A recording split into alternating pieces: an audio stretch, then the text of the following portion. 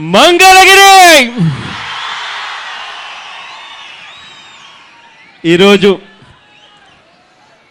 ఈ దీక్ష ఎందుకు చేస్తున్నాము అన్న సంగతి ఇక్కడికి అశేషంగా విచ్చేసిన ఇన్ని వేల మంది మండు టెండను ఖాతరు చేయకుండా ఇక్కడికి వచ్చి సంఘీభావం తెలుపుతూ దీక్షలో పాలుపంచుకున్నది ఎందుకు అన్నది రాష్ట్ర వ్యాప్తంగా అందరికీ కూడా తెలుసు. కానీ ఒకే ఒక్క వ్యక్తికి మాత్రం తెలియదు. ఆ వ్యక్తి ఎవరు అనంటే చంద్రబాబు నాయుడు గారు అన్న మాట వినిపిస్తుంది. ఇవాళ ఈ రాష్ట్రంలో చంద్రబాబు నాయుడు గారు ఎన్నికలకు ముందు తానిచ్చిన మాటలు ఏమిటి, ఎన్నికలు అయిపోయిన తర్వాత చంద్రబాబు నాయుడు గారు చేస్తూ ఉన్నది ఏమిటి అన్నది రాష్ట్రంలోని ప్రతి ఒక్కరికి కూడా తెలిసిన విషయం. రాష్ట్రంలో ఇవాళ రైతన్నలు బాధపడతా ఉన్నారు. రైతన్నలు చంద్రబాబు నాయుడు గారి మాటలు నమ్మి మోసపోయిన పరిస్థితుల్లో రైతన్నలు పడతా ఉన్న అవస్థలు అగసాట్లు ఇన్ని అన్నీ కావు. చివరికి రైతన్నలు ఆత్మహత్యలు చేసుకునే స్థాయి దాకా కూడా ఇవాళ రైతన్నల పరిస్థితి దుస్థితి ఇవాళ దిగజారిపోయింది. చంద్రబాబు నాయుడు గారి మాటలు నమ్మి ఎన్నికల వేళ డ్వాక్రా అక్క చెల్లెమ్మలు పడతా ఉన్న అగసాట్లు అన్నీ ఇన్ని కావు. ఆ డ్వాక్రా అక్క చెల్లెమ్మలను పట్టపగలు ఏ కత్తి లేకుండా కూడా వెన్నుపోటు పొడిచిన చరిత్ర ఈ చంద్రబాబు నాయుడు గారిది అవుతుంది. రాష్ట్ర చరిత్రలో అది మిగిలిపోతుంది. ఇదే చంద్రబాబు నాయుడు గారు ఎన్నికలకు ముందు ఏ నోట విన్నా కూడా, ఏ మీటింగ్లో చంద్రబాబు నాయుడు గారి నోట విన్నా కూడా, టీవీ ఆన్ చేసినప్పుడల్లా కూడా మనకు వినిపించింది, జాబు కావాలంటే బాబు రావాలి అన్న మాట వినిపించింది. ఇవాళ బాబు వచ్చి 1 సంవత్సరం దాటిపోయింది. కొత్త జాబులు ఇచ్చే కథ దేవుడెరుగు.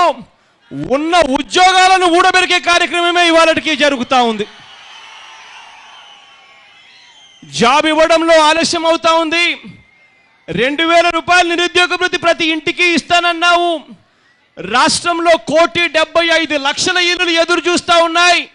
2000 రూపాయలు నిరుద్యోగ భృతి ఎప్పటి నుంచి ఇస్తావు చంద్రబాబు నాయుడు గారు అని గట్టిగా నిలదీసే రోజు ఈ రోజు. ఈ 3 అంశాలే కాక ఇవాళ నిరాహార దీక్ష చేస్తా ఉన్న 4వ అంశం, మన రాష్ట్రానికి ఆ రోజు విభజించేటప్పుడు ఇదే చంద్రబాబు నాయుడు గారు ఓటు వేసి మరి ఆ రోజు మనకు ఇచ్చిన హామీ రాష్ట్రానికి స్పెషల్ స్టేటస్ ఇప్పిస్తానని. ఆ రోజు రాష్ట్రానికి స్పెషల్ స్టేటస్ ఇప్పిస్తే రాష్ట్రం బాగుపడుతుంది, రాష్ట్రానికి స్పెషల్ స్టేటస్ ఇవ్వకపోతే రాష్ట్రం బాగుపడదు అని ఆ రోజు గట్టిగా స్పెషల్ స్టేటస్ అన్న పదం యాక్ట్లోకి చేర్చక ముందే అదే పనిగా ఓటు వేసి మరి రాష్ట్రాన్ని విడగొట్టించాడు ఇదే చంద్రబాబు నాయుడు గారు. ఇవాళ అదే స్పెషల్ స్టేటస్ ఎందుకు ఇవ్వడం లేదు అని చెప్పి ఇదే చంద్రబాబు నాయుడు గారు గట్టిగా నిలదీయలేకపోతా ఉన్నారు. ఇదే చంద్రబాబు నాయుడు గారిని గట్టిగా నిలదీస్తూ అడుగుతా ఉన్నాం. ఇదే వేదికగా సాక్ష్యం చేస్తూ అడుగుతా ఉన్నాం, అయ్యా చంద్రబాబు నాయుడు గారు, ఎందుకు మరి స్పెషల్ స్టేటస్ ఇవ్వనప్పుడు ఎందుకు నీ మంత్రులను కొనసాగిస్తున్నావు కేంద్ర మంత్రి మండలిలో అని చెప్పిన చంద్రబాబు నాయుడు గారిని గట్టిగా నిలదీస్తూ అడుగుతా ఉన్నాం. 5వ అంశం, ఇదే చంద్రబాబు నాయుడు గారిని ఉద్దేశించి గట్టిగా నిలదీస్తూ అడుగుతా ఉన్న అంశం అదేమిటి, రాజధాని కావాలి అన్నది అందరికీ కూడా కావాలి. కానీ రాజధాని కోసం అని చెప్పి నువ్వు చేస్తా ఉన్న వికట చర్యలకు మాత్రం మేము వ్యతిరేకిస్తున్నాము అని చెప్పి గట్టిగా చెప్తా ఉన్నాం.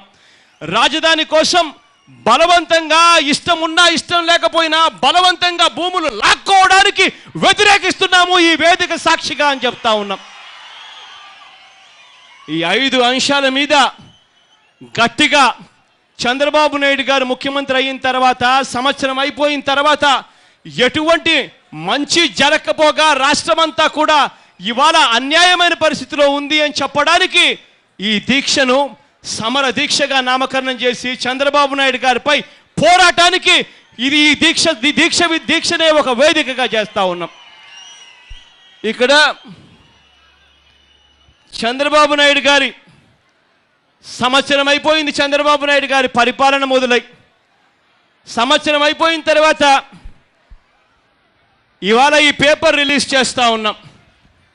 ఈ పేపర్లో ప్రజలే చంద్రబాబు నాయుడు గారికి ముఖ్యమంత్రి హోదాలో ఎన్ని మార్కులు వేస్తారు అన్నది నేను ప్రజలకే విడిచిపెడతా ఉన్నా. ప్రజా బ్యాలెట్ ద్వారా మీ అందరికీ కూడా ఈ పేపర్ పంచిపెడతా ఉన్నా. ఈ పేపర్ ప్రజా బ్యాలెట్ అవుతుంది. మచ్చుకకు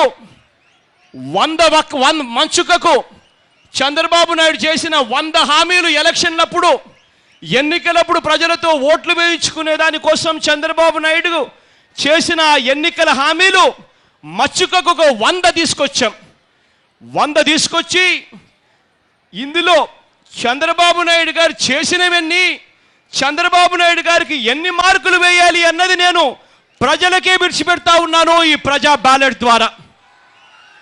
ఇదే ప్రజా బ్యాలెట్ ఇవాళ ఇక్కడికి వచ్చిన అక్క చెల్లెమ్మలకు, అవ్వ తాతలకు, అన్న తమ్ములకు, సోదరులకు, స్నేహితులకే పంచిపెట్టడమే కాకుండా ఇదే ప్రజా బ్యాలెట్ రేపొద్దున ప్రతి ప్రతి ప్రతి పత్రికాధిపతులను, ప్రతి మీడియా ప్రతినిధులను అందరినీ కూడా రిక్వెస్ట్ చేస్తా ఉన్నాను. ఇదే ప్రజా బ్యాలెట్ రేపొద్దున మీ పేపర్లలో వేయండి, మీరు టీవీలలో చూపించండి. ఈ పేపర్లలో మీరు వేయండి, ప్రజల దగ్గరికే ఇది తీసుకొని పోండి, ప్రజలకే ఇది ఇవ్వండి. ఇచ్చి ప్రజలు ఎన్ని మార్కులు వేస్తారో చంద్రబాబు నాయుడు గారి పాలనకు అందరం కూడా సాక్షులం అవుదామని చెప్తా ఉన్నాం. ఇదే ప్రజా బ్యాలెట్ లో దీంట్లో ఉన్న అంశాలన్నీ కూడా 100 ప్రశ్నలు వేశాం. 100 ప్రశ్నలు వేసి అవును లేదు అని చెప్పి 2 బ్లాకులు పెట్టాం. ఆ అవునైతే చంద్రబాబు నాయుడు గారు చేసి ఉంటే, మంచి చేసి ఉంటే అవును అని టిక్కు పెట్టండి. చంద్రబాబు నాయుడు గారు చేయకపోతే లేదు అని చెప్పి ఆ పక్కనే ఉన్న బాక్స్లో టిక్కు పెట్టండి. చివరకు ఈ 100 ప్రశ్నలకు పూర్తిగా 100 ప్రశ్నలకు ఆన్సర్, 100 ప్రశ్నలకు సమాధానాలు చెప్పిన తర్వాత మీరే చంద్రబాబు నాయుడు గారికి ఎన్ని మార్కులు వచ్చాయని మీరే కూడండి. మీరే కూడి చంద్రబాబు నాయుడు గారికి ఎన్ని మార్కులు వచ్చాయి అన్న విషయం చంద్రబాబు నాయుడు గారికి బుద్ధొచ్చేట్టుగా, గడ్డి పెట్టేట్టుగా మీరు ఈ బ్యాలెట్ ద్వారా చంద్రబాబు నాయుడు గారికి తెలియజేయండి. ఈ బ్యాలెట్ విషయంగా ప్రతి ప్రశ్న కూడా అంబటి రాంబాబు అన్నకు నేను మైక్ ఇస్తాను. అంబటి రాంబాబు అన్న ప్రతి ప్రశ్న చదువుతాడు. మీరే చెప్పండి చంద్రబాబు నాయుడు గారు చేశాడా, అవునా కాదా అన్నది, అవునా లేదా అన్నది సమాధానం మీరే చెప్పండి. మన దగ్గర దాదాపుగా ఇక్కడ కొన్ని పేపర్లు ఉన్నాయి. దాదాపుగా 50,000 పైచిలుకు పేపర్లు కొట్టించారు ఇక్కడికి. ఇవన్నీ కూడా కాసేపట్లో మీ అందరికీ కూడా తలా ఒక పేపర్ ఇస్తాం. మీరే బ్యాలెట్లలో ఇక్కడ మీరే రాయండి చంద్రబాబు నాయుడు గారు ఎన్ని చేశారో ఎన్ని చేయలేదో అని. మీ అందరికీ ఈ పేపర్లు అందిన తర్వాత రాంబాబు అన్న మైక్ తీసుకొని ఈ ప్రశ్నలన్నిటికీ రాంబాబు అన్న చదువుతాడు. చదివిన తర్వాత మీరు పక్కనే టిక్కు పెట్టండి. అర్థమవుతుంది చంద్రబాబు నాయుడు గారికి ఎన్ని మార్కులు వచ్చాయని. కనీసం ఇప్పటికైనా చంద్రబాబు నాయుడు గారు మనసులో మార్పు వచ్చి, చంద్రబాబు నాయుడు గారు వైఖరిలో మార్పు వచ్చి తాను మంచి చేస్తాడేమో అని చెప్పి గట్టిగా ఆశిస్తా ఉన్నాం. రేపు ఎలాగో ముగింపు సభలో సుదీర్ఘంగా ఇంకా మిగిలిన మాట్లాడవలసిన అంశాలన్నీ కూడా మాట్లాడతాం. ఇవాళ మాత్రం మండుతున్న ఈ ఎండను ఖాతరు చేయకుండా చెరగని చిరునవ్వులతోనే ఆలస్యమైనా కూడా ఏ ఒక్కరి ముఖంలో కూడా చిరాకు అనేది కనిపించకుండా ఆత్మీయతను పంచిపెడతా ఉన్నందుకు ప్రతి అక్క, ప్రతి చెల్లెమ్మకు, ప్రతి అవ్వ, ప్రతి తాతకు, ప్రతి సోదరుడికి, ప్రతి స్నేహితుడికి, మీ అందరి ప్రేమాభిమానాలకు, ఆప్యాయతలకు చేతులు జోడించి శిరస్సు వంచి పేరు పేరున హృదయపూర్వకంగా కృతజ్ఞత తెలుపుకుంటున్నా, సెలవు తీసుకుంటున్నా.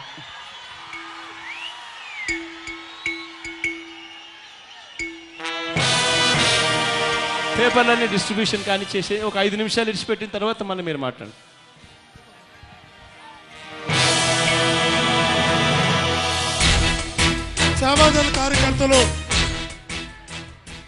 సేవాదళ కార్యకర్తలు మీ దగ్గర ఉన్నటువంటి ఈ ప్రజా బ్యాలెట్లను డిస్ట్రిబ్యూట్ చేయవలసిందిగా విజ్ఞప్తి చేస్తున్నాం ప్రజలకు.